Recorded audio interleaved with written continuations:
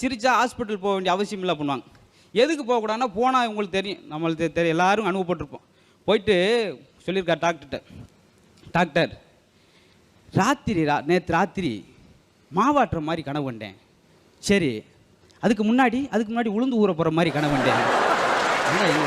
இதெல்லாமல் வந்து சொல்லுவீங்க, வேறு என்ன சொல்லுங்க அப்படின்னு அடுத்த ஆளை கூப்பிட்டு சொன்னார். இன்னும் ஆப்ரேஷன் பண்ணுற விதவிதமாக பண்ணுவாங்க. ஒரு ஆளை வேகமாக கூப்பிட்டு போய் மூளையில் போட்டு ஆப்ரேஷன் பண்ணியிருக்காரு. என்னையா அப்படின்னு, நான் மூளை ஆப்ரேஷன் பண்ணுறதுல பெஸ்ட்டு, இந்த மூளை ஆப்ரேஷன் பண்ணாண்டா மூளையில் போட்டு அறுத்திருக்கேன் வைக்கணும்.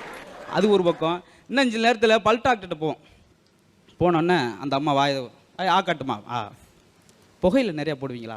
ஆமாங்க, தோட்டத்தில் 1.5 ஏக்கர் போட்டிருக்கேன். வாயில் புகையில் போடுவாம்மா, என்னம்மா எட்டெல்லாம் விட்டு வீட்டுக்காரை கூப்பிட்டு, உங்கள் வீட்டுக்கார அம்மாவுக்கு பல்லு வந்து காரையாக இருக்குங்க, அந்த கடாவை பல்ல பிடுங்கணும் அப்படின்னு அவன் தனியாக டாக்டரை கூப்பிட்டு போய், பல்ல பிடுங்குறதுக்கு எவ்வளோ டாக்டர்? 50 ரூபா. இந்தாங்க 150 ரூபா, நாக்கையும் சேர்த்து பிடுங்க, வீட்டில் போய்